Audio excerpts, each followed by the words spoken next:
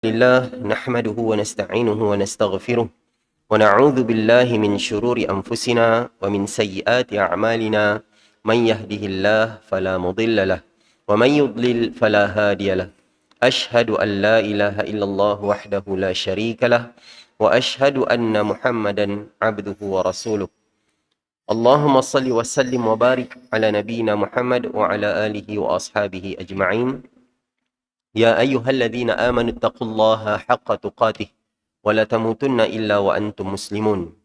Wahai orang-orang yang beriman, bertakwalah kepada Allah dengan sebenar-benar takwa dan janganlah kalian mati melainkan dalam keadaan beragama Islam. Rabbi shrah li sadri wa yassir li amri wahlul 'uqdatam min lisani yafqahu qawli, amma ba'd. Yang saya muliakan Tuan Imam, barisan Imam, barisan Bilal, AJK Masjid dan seterusnya muslimin yang dirahmati Allah sekalian, muslimah. InsyaAllah pada hari ini kita sambung kembali perbincangan kita daripada buku Asam Garam Rumah Tangga Nabi sallallahu alaihi wasallam yang ditulis oleh Ustaz Muhammad Luqman Makhtar. Baik. Tuan-tuan, sebelum kita masuk lebih lanjut tentang perkara ni tuan-tuan, sebenarnya ada cerita sikit lah antara perkara yang macam sepatutnya kita boleh ambil pengajaran yang besar dan juga minta supaya tuan-tuan doakan lah, iaitu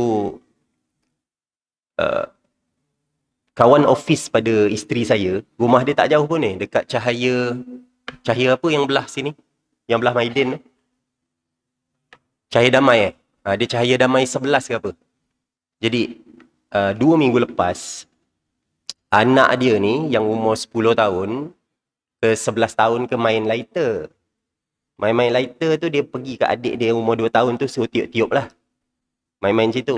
Entah macam mana tersambar dekat baju anak yang adik dia yang umur 2 tahun tu. Jadi bila terkena baju tu, budak ni panik, dia tak terus panggil mak ayah dia. Jadi dia pun cuba padam sendiri, tak padam lah. Dan akhirnya dia bawa ke masuk toilet ke apa semua. Masa tu budak tu dah habis terbakar dah baju dia kat. Semua kena dah ni, dengan kaki sikit. Mata pun kena, rambut pun kena kat. Teruk lah. Jadi 40% burn. Level 3. Tahap 3. Critical lah. Jadi budak ni umur 2 tahun baru. Dan dah operate dah sampai 4 kali dah.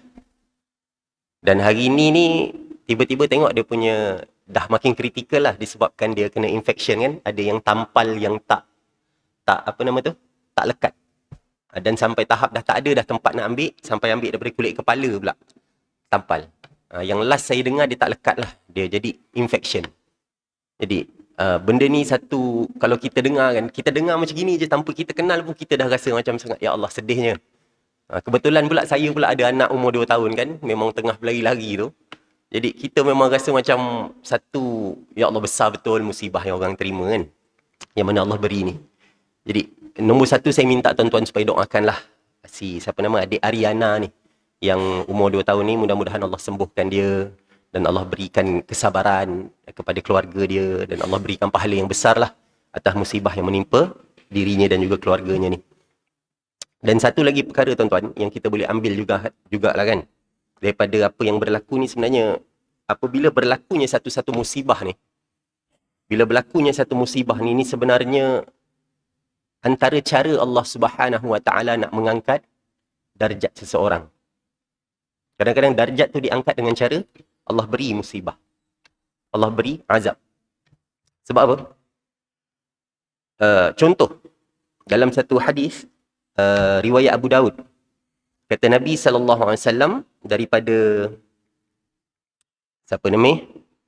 Muhammad bin Khalid As-Salami, an abihi an jaddihi wa kanat lahu صحبة من رسول الله صلى الله عليه وسلم قال سمعت رسول الله صلى الله عليه وسلم يقول, kata Nabi, innal abda idza sabaqat lahu min Allah manzilatun lam yablugha bi'amalihi ibtalahu Allah fi jasadihi aw fi malihi aw fi waladihi thumma sabbarahu ala dhalik hatta yublighahu al-manzilah allati sabaqat lahu min Allah ta'ala. Kata Nabi SAW, sesungguhnya apabila seseorang hamba itu jika ditentukan, ditakdirkan dia ni ada pada satu tingkatan dekat syurga, maksudnya dinaikkan darjatnya kat syurga ni dengan darjat yang tinggi, tapi dia ni masih belum dapat mencapai darjat tersebut disebabkan amalannya mungkin kurang lah. Amalannya tak berapa banyak kan.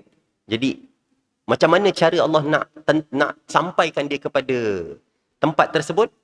Maka Allah timpakan kepadanya musibah berkaitan dengan dirinya, sama ada kena pada dirinya, ataupun terkena pada hartanya, ataupun terkena pada anaknya. Kemudian Allah jadikan dia ni dapat pula bersabar di atas musibah tersebut, sehingga dengan sebab dia bersabar tu, Allah sampaikan dia pada tingkatan yang dia dapat capai dekat syurga tu, yang Allah dah tetapkan. Jadi, yang ni antara benda yang kadang-kadang kita tengok kan, ya Allah, macam manalah, kenapalah orang ni kena macam tu punya teruk musibah. Ataupun kadang-kadang terkena pada diri kita sendiri kan, kenapalah Allah hantarkan musibah yang sangat berat pada kita. Teruk macam ni, macam, apa nama, kenapalah sampai teruk sebegini. Maka ingatlah, kadang-kadang itu adalah cara untuk Allah menaikkan darjat seseorang di dalam syurga nanti. Dia boleh sampai ke darjat yang lebih tinggi, lebih tinggi, lebih tinggi.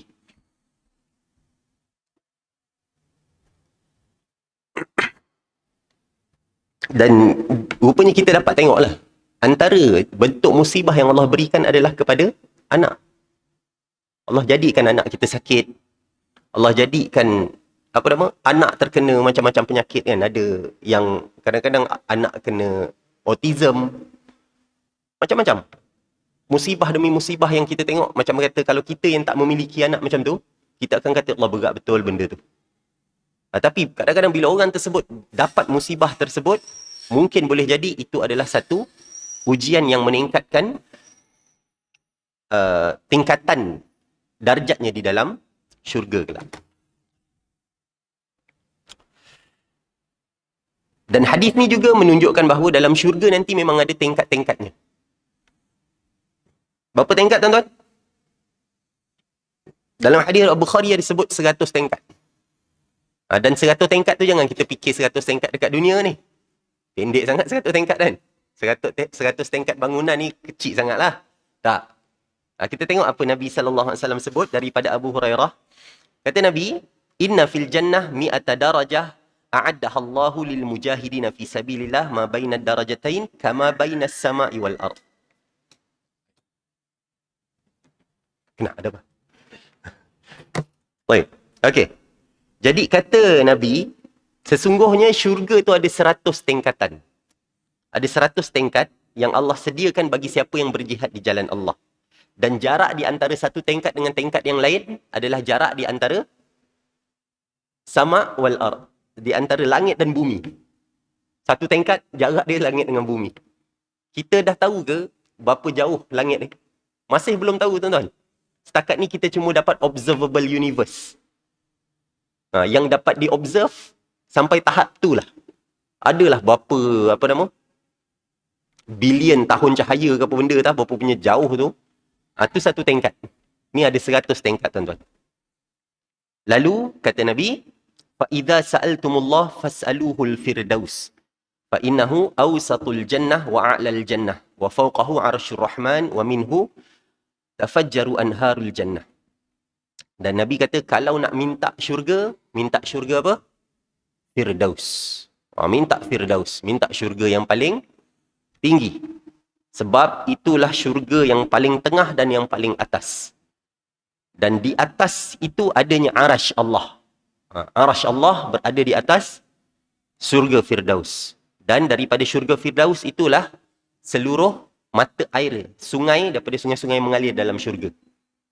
Jadi, kalau minta, biar minta yang paling power. Bukan minta, ya Allah, halal, asal dapat masuk syurga jadilah. Tak. Minta, ya Allah, masukkan aku dalam syurga Firdaus. Minta Firdaus. Minta sungguh-sungguh. Baik. Kita kembali kepada perbincangan kita tentang buku, apa nama, Asam Garam. Rumah tangga Nabi SAW. Okey. Dalam satu hadis, riwayat Bukhari,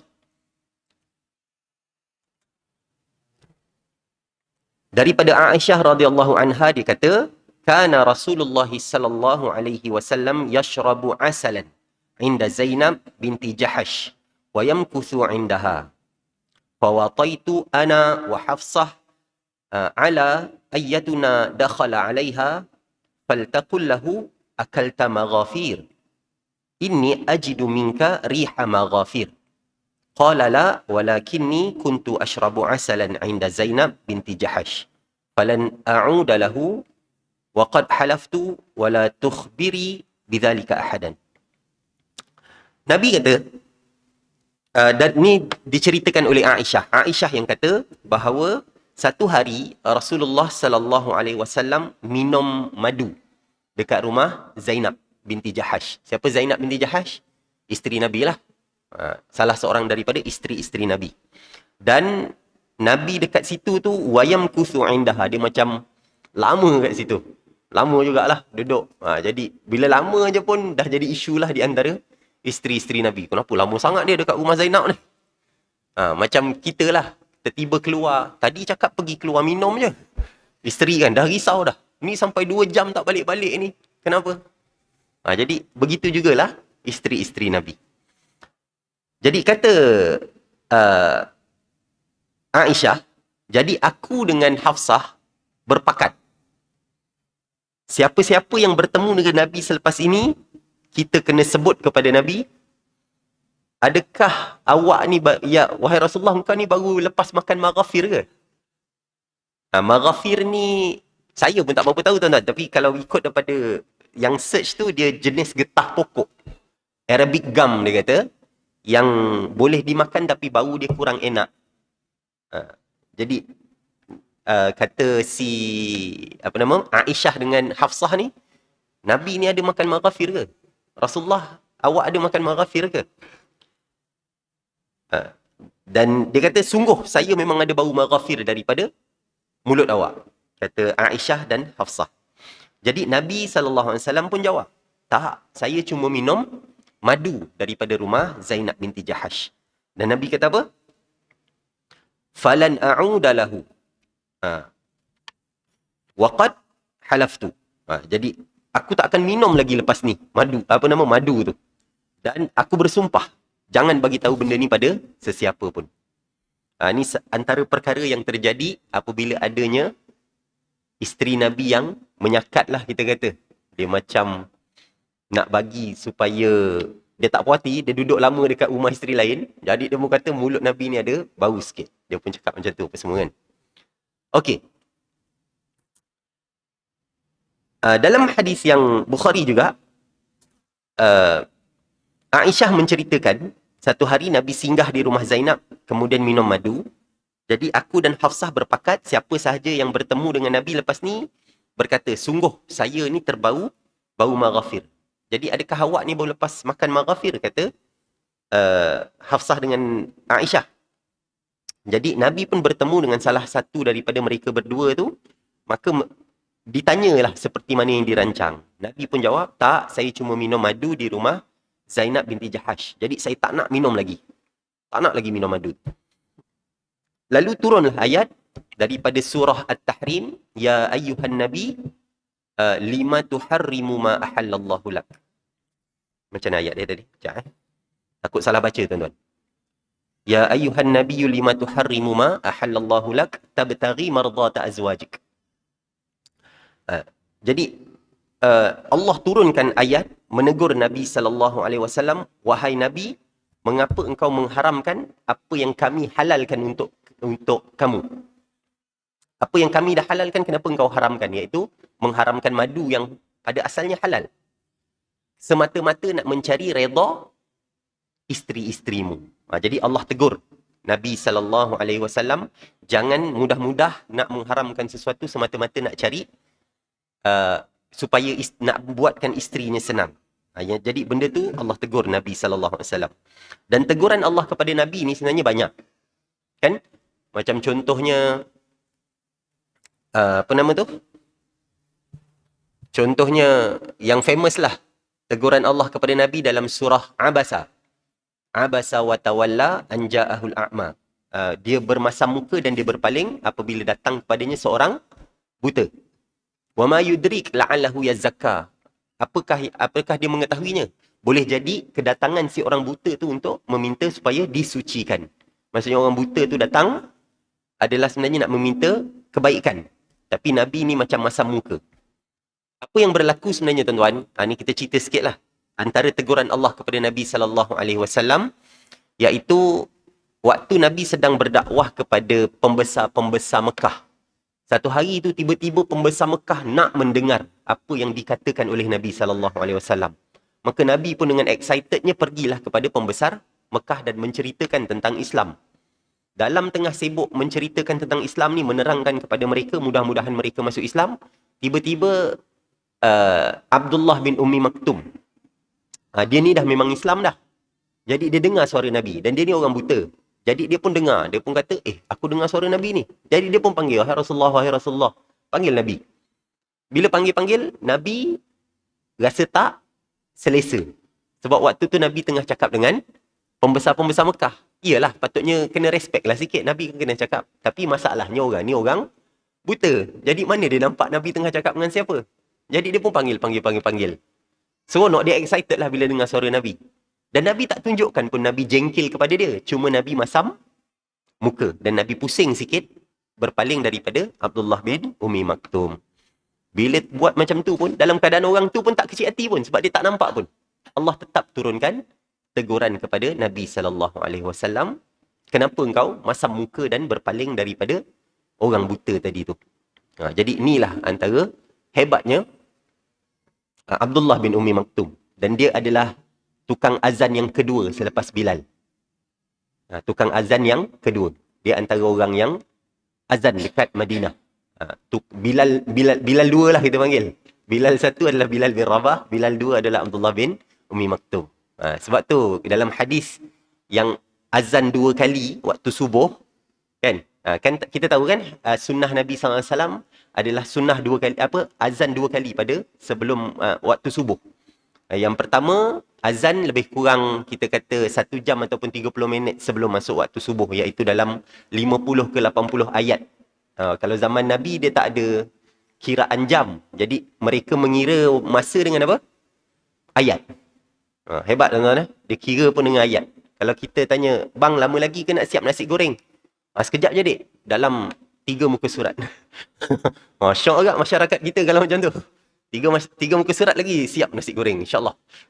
Maksudnya memang tukang goreng nasi pun baca Al-Quran tiap hari kan. Sampai dia boleh tahu dah 1 muka surat tu lebih kurang 5 minit ke apa.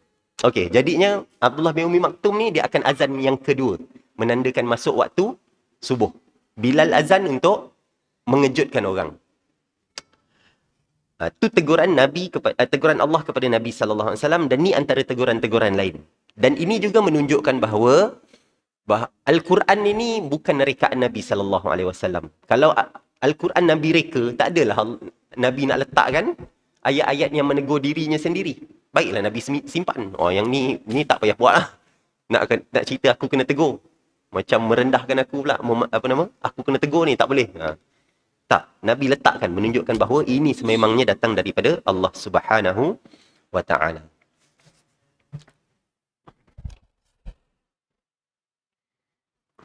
Okey.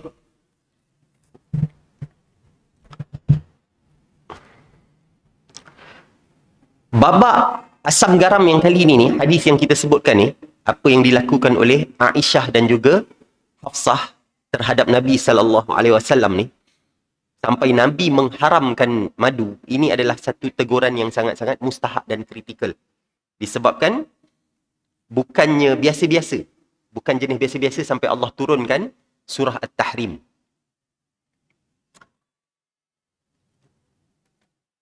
Maka yang kita boleh ambil apabila kita dengar tentang kisah keluarga Nabi SAW, bukan saja kita seronok-seronok, ketawa-ketawa, macam tu juga perangai isteri Nabi.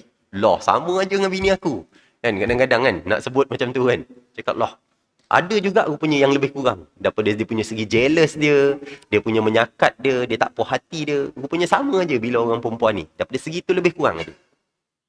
Tapi dalam keadaan yang sama juga, hendaklah kita ambil pedoman dan juga teladan. Kita ambil tahu tentang apa yang berlaku dalam keluarga Nabi, dan juga hendaklah kita berusaha untuk mempelajari Al-Quran. Apabila disebutkan tentang, dalam hadis tu tiba-tiba sebut tentang ayat Al-Quran tu, maka kita kaji pula ayat tu cerita pasal apa. Apa benda yang Allah sebut. Tu antara benda yang kita boleh sebutkan. Kita boleh kaji. Daripada hadis ni juga tuan-tuan, kita boleh lihat bahawa memang dah pasti dah. Seperti mana dalam hadis-hadis yang sebelum ni, kita dah tahu bahawa Aisyah radhiyallahu anha adalah orang yang sangat kuat cemburu. Memang yang paling kuat jealous apa? Aisyah. Kalau sebut pasal orang jealous, isteri Nabi yang jealous, biasanya mestilah merujuk kepada Aisyah radhiyallahu anha. Memang dia antara orang, sebab kenapa dia paling kuat jealous? Disebabkan dia ni mungkin yang paling muda. Nabi nikahi dia pada usia yang muda. Manakala yang lain ni biasanya janda-janda yang dah pun pernah berumah tangga sebelumnya. Aisyah, dia memang anak dara waktu Nabi nikahi dia. Jadi dia ni memang kurang pengalaman dan dia muda pula, maka dia lagi banyak jealousnya.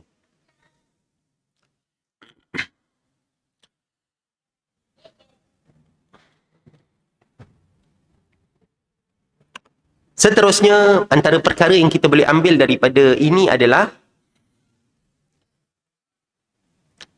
menyakat pasangan tu adalah perkara yang biasa. Kena sakat dengan pasangan kan. Kadang-kadang pasangan sebut macam tu ke, kenapa ada bau ni? Kan? Kadang-kadang saja je menyakat ke apa kan. Orang tu pula baru lepas main sukan ke apa kan. Saja je nak sebut-sebut macam tu. Itu adalah benda yang biasa rupanya berlaku dalam perkahwinan.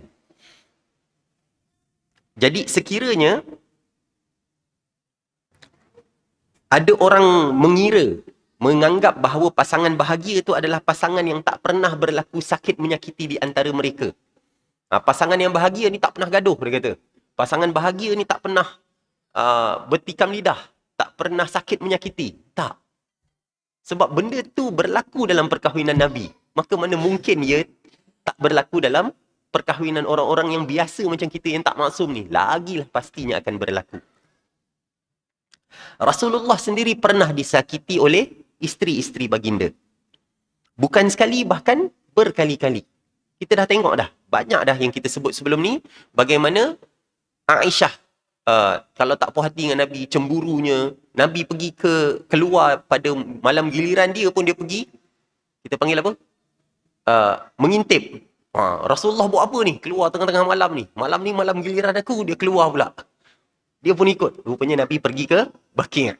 Nabi pergi doa dekat Baqi'. Geram dia. Dia takut Rasulullah pergi ke rumah isteri lain. Jealous punya pasal. Rupanya Nabi pergi ke Baqi', Nabi doa. Sebab Jibril panggil. Kemudian bila lagi balik tu pun berlaku benda yang agak kelakar juga. Iaitu Aisyah lagi. Sebab bila tengok Nabi nak balik, Aisyah dah lagi balik dulu. Maka Nabi pun kejar agak. Aisyah lagi laju. Lagi laju. Sampailah masuk ke rumah, Nabi tak nampak lah. Jadi bila Nabi masuk dalam, tengok Aisyah tengah tercungap-cungap. Baring tapi tercungap-cungap. Malaki ya Aish. Nabi kata, kenapa dengan kau ni wahai Aisyah? Apa jadi ni? So Aisyah pun lalas cerita lah. Bila cerita, rupanya dia cakap, aku pergi tengok ikut kau lah tadi. Rupanya kau lah lembaga hitam yang aku nampak tadi, kata Nabi SAW. Jadi benda ni berlaku dalam keluarga Nabi SAW. Maka apalah sangat kalau isteri kita tiba-tiba, "Mes sini handphone tengok WhatsApp." Dia tiba-tiba jealous ke apa kan. Benda tu benda yang biasa rupanya. Bagaimana cara kita handle? Itu yang kita kena ambil daripada Nabi SAW. Okey. Hadis yang seterusnya. Hadis ni lebih kurang juga. Cuma yang menyakat ni orang lain. Tadi yang sebut Aisyah dengan Hafsah. Yang ni Aisyah dengan Saudah dengan Safiyah. 3 orang. Dia buat benda yang sama juga, iaitu tentang maghafir. Okey, hadisnya daripada Aisyah, dia berkata, kana Rasulullah sallallahu alaihi wasallam yuhibbul halwa wa yuhibbul asal. Nabi ni dia suka makanan yang manis dan juga dia suka madu. Wa kana idza salla al-'asra ajaza 'ala nisa'ihi fayadnu minhun fadakhala 'ala Hafsah fahtabasa indaha aktsara mimma kana yahtabis. Jadi menjadi kebiasaannya selepas solat asar, Nabi akan menziarahi ke semua isteri-isteri Nabi sallallahu alaihi wasallam dan kemudian mendekati mereka. Jadi satu hari ketika bertemu dengan Hafsah, Nabi lama dekat rumah Hafsah berbanding kebiasaan. Nabi lama dekat rumah Hafsah. Jadi kata Aisyah, fasa'altu an dhalik faqala li ahdat laha imra'atun min qaumiha ukata asalin fasaqat Rasulullah sallallahu alaihi wasallam minhu syarbah. Kemudian kata Aisyah, aku pun menyelidik benda ni. Aku carilah pasal benda ni. Apa yang berlaku kenapa Nabi duduk dekat rumah Hafsah lama pula? Rupa-rupanya ada seorang perempuan daripada kaum Hafsah ni, memberikan hadiah kepada Hafsah satu bekas madu. Satu bekas madu diberikan kepada Hafsah. Jadi, beliau pun menghidangkan minuman itu. Dah, dik, letak balik, dik. Letak. Kemudian,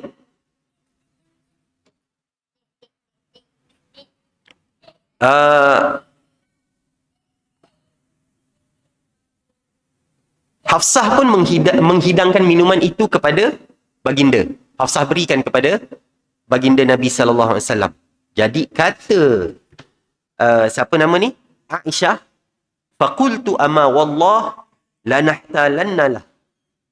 Demi Allah, kata Aisyah, kita kena sakat Nabi. Kita kena sakat Nabi, kata Aisyah.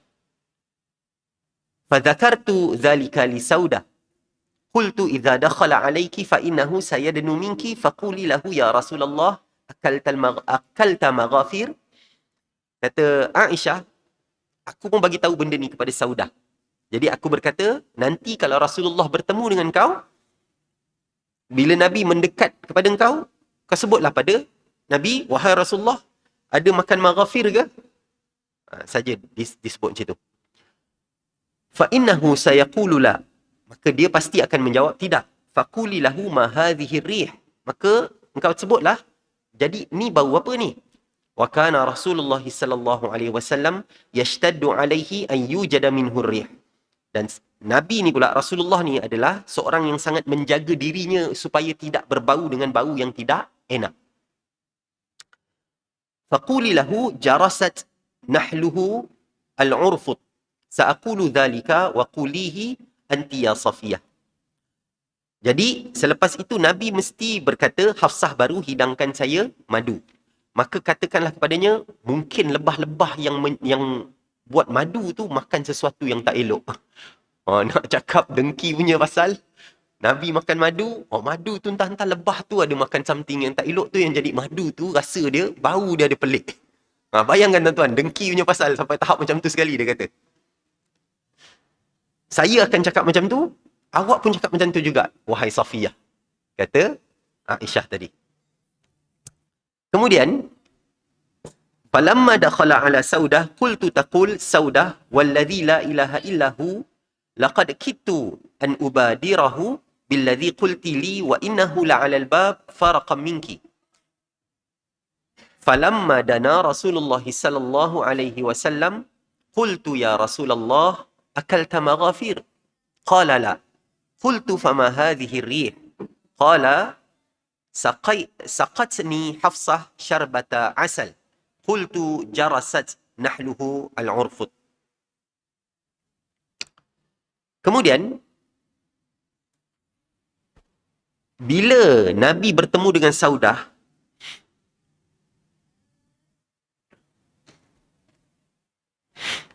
kata Saudah, demi zat tidak ada Tuhan selain daripada dia, nyaris-nyaris je aku hendak sebut terus kepada Nabi bahawa engkau nak suruh aku ucapkan sekian-sekian. Saudah ni cakap, nyaris-nyaris aku memang nak cakap dah dengan Nabi yang engkau yang suruh aku sebut benda macam ni. Walhal Nabi baru sahaja berada di pintu, tapi disebabkan takut kepada awak, jadi bila Nabi datang pada aku pun sebut, wahai Rasulullah, ada makan maghafir ke? Kata Saudah. Nabi pun menjawab tidak. Jadi apa yang berbau ni? Nabi kata Hafsah baru hidangkan saya minuman daripada madu. Jadi kata Saudah, mungkin lebah-lebahnya makan sesuatu yang tak elok. Kemudian falamma dakhala alayya qultu lahu mithla dhalik. Kata Aisyah, bila Nabi datang bertemu dengan aku pun, aku cakap macam tu juga. Wa dakhala ala Safiyah faqalat lahu mithla dhalik. Bila Nabi bertemu dengan Safiyah pun cakap benda yang sama. Tuan-tuan bayangkan, dah lah dengki. Berpakat pula tu dengkinya. Sampai 3 orang sebut pada Nabi ni. Nak ikutkan kan kira sakit menyakiti Nabi ni. Bukan sakiti orang biasa, Nabi ni. Bayangkan isteri-isterinya bila dah jealous. Orang perempuan ni rupanya memang kalau dah jealous, begitulah. Bila dia dah tak puas hati, maka macam-macam yang dia cuba lakukan. Kemudian, falamma dakhala ala Hafsah, qalat lahu ya Rasulullah, ala asqika minhu. Apabila Nabi bertemu dengan Hafsah, masuk menemui Hafsah, Hafsah pun berkata, wahai Rasulullah, nak tak aku hidangkan lagi minuman madu tu? Qala la. Qala la hajata li bih. Nabi cakap, aku dah tak nak lagi dah. Nabi terus tak nak makan lagi, aku tak nak lagi minum madu tu. Qalat taqulu Saudah subhanallah laqad haramnahu. Qalat qultu laha uskuti. Lalu Saudah pun berkata, subhanallah, kita telah mengharamkan madu untuk Nabi. Lalu kata Aisyah, diamlah. Diam. Sampai situ je hadisnya. Jadi daripada sini tuan-tuan, kita boleh lihat bahawa bagaimana Nabi SAW adalah orang yang sangat-sangat menjaga bau badan, bau mulut. Sangat jaga. Sehingga Nabi ni, Nabi kata, kalaulah tak memberatkan atas umat aku, pasti aku akan memerintahkan mereka bersiwak setiap kali solat. Maksudnya Nabi setiap kali sebelum solat gosok gigi. Kita gosok gigi berapa kali tuan-tuan? Bangun tidur sebelum tidur. Tu je lah kot. Kalau lebih tu baguslah. Jadi sepatutnya itu. Tu daripada segi bau mulut. Dan Nabi sangat-sangat menjaga bau badan. Ini adalah sunnah yang biasa Nabi SAW, iaitu menjaga badan dan juga penampilan untuk isteri baginda. Jadi khususnya buat suami tuan-tuan. Selama ni kadang-kadang kita dengar kempen suruh isteri suruh kurus, isteri jaga badan supaya suami tak cari lain. Kadang-kadang kita dengar kempen macam tu. Tapi berapa banyak kempen suruh suami jaga badan untuk menjaga hati si isteri. Minta maaf cakap tuan-tuan. Kadang-kadang ialah besar pahala si isteri ni. Apa? Suaminya isap okok. Dah lah tak jaga bau mulut. Balik-balik ciumnya si suami, isteri apa semua kan dengan bau yang bau rokok apa semua ni. Minta maaf cakap lah. Tapi benda ni adalah benda yang sepatutnya kita kena jaga adab tu. Macam mana bagi bau mulut berbau rokok ni kepada si isteri. Bila isteri tolak cakap, derhaka. Satu kejahatan tuan-tuan sebenarnya. Satu kezaliman yang dilakukan kepada pasangan. Jaga bau mulut, jaga bau badan. Biarlah dengan bau yang menarik, yang elok untuk mendekati si isteri. Jadi kita boleh tengok daripada hadis ni kita boleh diketengahkan bahawa si suami kena jaga badan, jaga penampilan, jaga bau. Jangan dibiarkan mulut berbau dan sebagainya. Jadi Rasulullah memang sangat menjaga penampilannya. Dan dalam soal bau badan tu lebih ketara Nabi jaga. Sehingga kanak-kanak pun perasan tentang perkara ini. Dalam riwayat Bukhari, Anas berkata, aku belum pernah mencium satu aroma ataupun bau minyak wangi yang lebih wangi daripada bau Nabi SAW. Maksudnya Nabi ni sentiasa, mungkin badannya sendiri pun dah wangi lah. Tapi satu lagi maksudnya Nabi mestilah orang yang rajin mewangikan badan. Mungkin kalau kita zaman sekarang pakai apa? Pakailah deodorant ke, pakailah body spray ke, minyak wangi ke apa, pakailah. Yang ni dengan bau baju tu kita tak menjaga penampilan apa semua kan. Balik dengan baju peluh-peluh apa semua tu. Kemudian terus tak tukar baju apa semua, tak terus mandi, duduk pula dengan isteri, duduk sebelah apa semua kan. Tak menjaga langsung. Maka jaga penampilan juga terutamanya untuk si isteri. Selalu kita mendengar nasihat supaya isteri menyambut suami apabila pulang ke rumah dengan berhias. Betul. Ini adalah benar. Memang merupakan antara perkara yang disarankan oleh Nabi SAW, sehingga Nabi kata kalau engkau nak balik daripada musafir, jangan balik pada tengah-tengah malam. Zaman sekarang lagi senang, inform awal. Zaman dulu Nabi kata jangan balik pada tengah-tengah malam ataupun pada waktu yang orang tu terperanjat, dia tak sempat menghias dirinya. Biar balik tu diberitahu. Supaya si isteri tu dapat berhias, dapat mempersiapkan dirinya. Zaman sekarang bagi tahu awal lah. Mesej ke apa kan. Abang balik pukul berapa. Jadi si isteri akan mempersiapkan. Jadi yang tu betul. Tapi sebagai timbal balasnya, suami juga kenalah jaga penampilan dan juga dalam keadaan yang baik juga. Paling kurang pun pastikan bau mulut tu dengan bau yang elok. Pakailah Colgate Plex ke, pakai Listerine ke, pakailah apa benda kan. Biarlah mulut tu, janganlah ya Allah kadang-kadang kan. Terutamanya untuk orang yang ni lah, peminat kopi ke, orang yang isap rokok ke apa semua kan. Paling-paling tidak, jagalah dulu tentang bau-bau mulut tu.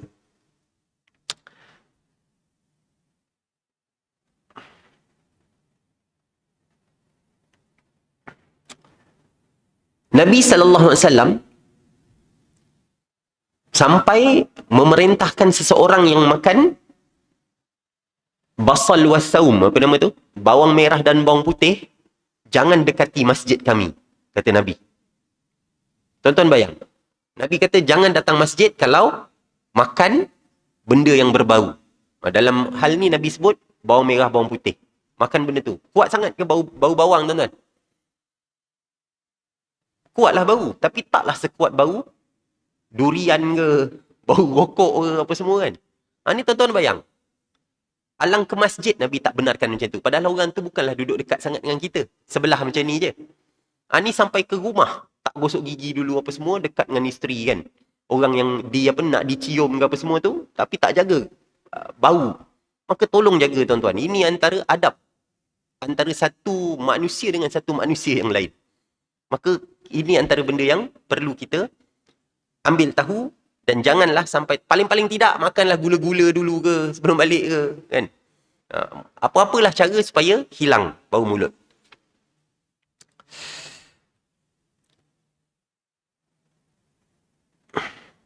Baik.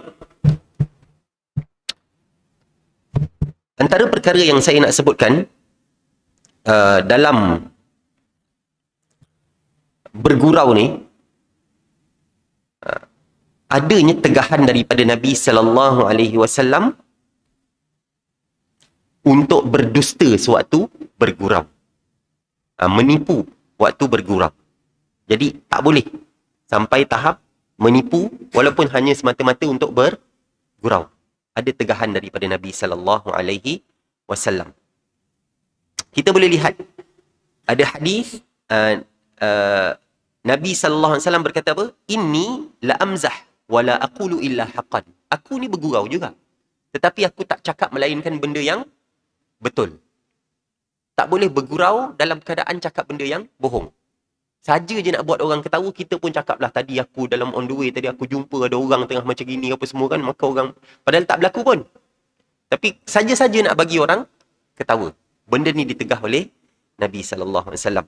Tengok, ada satu hadis riwayat Abu Daud dan juga Tirmizi. Nabi kata wailul lilladzi yuhadditsu fayakdzibu liyadhhika bihil qaum. Wailullah. Ni berhati-hati untuk orang yang suka melawak. Tak ada masalah suka melawak. Tapi bila melawak sampai tahap menipu, kan kita kata bekerja pula sebagai pelakon komedi ke apa semua kan. Benda ni kita tengok apa Nabi kata. Nabi kata celakalah bagi orang yang bercakap, kemudian dia berdusta, dia membohong hanya semata-mata nak menjadikan satu kaum itu tertawa. Celakalah dia, celakalah dia. Ni satu, kita kata, teguran, larangan daripada Nabi SAW dengan larangan yang sangat keras. Sebab Nabi sebut, wailullah, celakalah dia. Boleh, tak ada masalah lah untuk bergurau apa semua, tapi jangan bergurau sampai melampau, dan bergurau yang sampai tahap berdusta, berbohong tadi. Nak ketawa tak ada masalah, tapi janganlah setiap masa ketawa. Dekat rumah tu tak ada tengok ceramah agama, tak ada dengar baca Al-Quran, asyik kerja buka channel ketawa je. Kan ada channel, saya tak tahulah channel apa dah. Saya tak pasti apa, ceria ke apa benda dah. Rumah tak ada astro kat saya, jadi tak tahu tak. Tapi ni kan ada satu channel yang memang kadang-kadang asyik ketawa je channel tu. Itu ajalah yang ditengok sampai kehidupannya penuh dengan ketawa. Nabi kata apa? Dah masuk waktu dah, kita azan lagi sekejap. Bismillahirrahmanirrahim. Muslimin, muslimat yang dirahmati Allah. Baik, Nabi, apa yang Nabi sebut tentang ketawa ni? Kata Nabi dalam hadis riwayat Tirmizi, wala tuksirid dhahik fa inna kasratid dhahik tumitul qalb. Janganlah engkau banyak ketawa. Jangan engkau terlalu banyak ketawa. Sesungguhnya terlalu banyak ketawa ni akan mematikan hati. Jadi kita hidup di dunia ni bukanlah tujuannya hanya untuk ketawa semata-mata. Banyak sangat ketawa, banyak sangat berhibur. Sebaliknya yang perlu kita jadikan fokus kita untuk kehidupan di sini adalah untuk menanam bekal untuk sampai kepada negara akhirat. Jadi tak ada masalah untuk bergurau, nak ketawa. Jadi dalam yang pertama, jangan sampai tahap membohong dalam bergurau. Yang kedua, jangan terlalu banyak sangat ketawanya. Kita lihat apa Nabi SAW sebut. Saya habiskan dengan hadis ni. Nabi kata, uridat alayyal jannah wan nar falam ara kal yaumi fil khairi wasyarr walau ta'lamuna ma a'lam la dhahiktum qalilan wala bakaitum katsira. Kata Nabi, syurga dan neraka ini ditunjukkan, dinampakkan kepada aku. Aku nampak syurga dan neraka. Dan aku tidak melihat tentang kebaikan dan keburukan seperti hari itu. Pada hari ini aku melihat kebaikan macam mana punya baik dan keburukan macam mana punya baik. Disebabkan dilihatkan kepada Nabi macam mananya rupa syurga dan macam mana rupa neraka. Dan Nabi kata apa? Seandainya lah kamu tahu tentang apa yang aku ketahui, maka kamu akan benar-benar sikit ketawa dan akan banyak menangis. Kata Anas bin Malik, Anas kata apa? Fama ata ala ashabi Rasulillah sallallahu alaihi wasallam yaumun ashaddu minhu. Qala ghattau ru'usahum walahum khanin. Kata Anas bin Malik yang meriwayatkan hadis ni, tidak ada satu hari pun yang lebih berat bagi para sahabat Nabi berbanding pada hari itu. Mereka menutup kepala mereka sambil menangis tersengguk-sengguk bila mendengar apa yang Nabi sebut ni. Jadi ni sepatutnya menjadi fokus kita. Berapa banyak kita ketawa berbanding dengan berapa banyak kita menangis. Bila last kita menangis, tuan-tuan? Bila last menangis kerana Allah? Ada juga orang rajin nangis, tapi sebab tengok cerita Hindustan kan. Macam tengok cerita Hindustan banyak nangisnya. Berapa ramai yang betul-betul menangis kerana Allah? Teringat dosa, teringat kesalahan-kesalahan. Banyaknya benda-benda salah yang aku buat. Berapa ramai orang menangis sebab tahajud? Waktu dia bangun malam, bersendirian, teringat dosanya, minta keampunan pada Allah. Nak dibandingkan dengan ketawanya kita yang banyak ni. Jadi mudah-mudahan mudah-mudahan Allah memberikan kita rahmat, nikmat untuk menangis kerana Allah Subhanahu wa taala. Dan di antara salah satu daripada 7 golongan yang mendapat naungan pada hari kiamat, pada hari yang tidak ada naungan melainkan naungan Allah, siapa dia? Rajulun zakarallaha khalian fafadat 'ainah. Seorang lelaki yang mengingati Allah bersendirian, kemudian dia mengalirkan air mata. Dia menangis apabila teringat Allah secara bersendirian, tak ada orang lain. Dia nangis tu betul-betul kerana Allah, bukan nak tunjuk pada orang lain aku ni khusyuk waktu solat apa sampai menangis, tak. Jadi mudah-mudahan kita termasuk dalam golongan tu, insya-Allah. Saya berhenti dulu setakat ni, saya mohon maaf banyak-banyak. Mudah-mudahan Allah menjadikan kita orang yang banyak mengingati mati, kurang sikit ketawa kita dan lebih banyak kita menangis insya-Allah. Aqulu qawli hadha wa astaghfirullahal azim li wa lakum. Assalamualaikum warahmatullahi wabarakatuh. Subhanallah wa bihamdihi subhanakallahumma wa bihamdika asyhadu an la ilaha illa anta astaghfiruka wa atubu ilaik.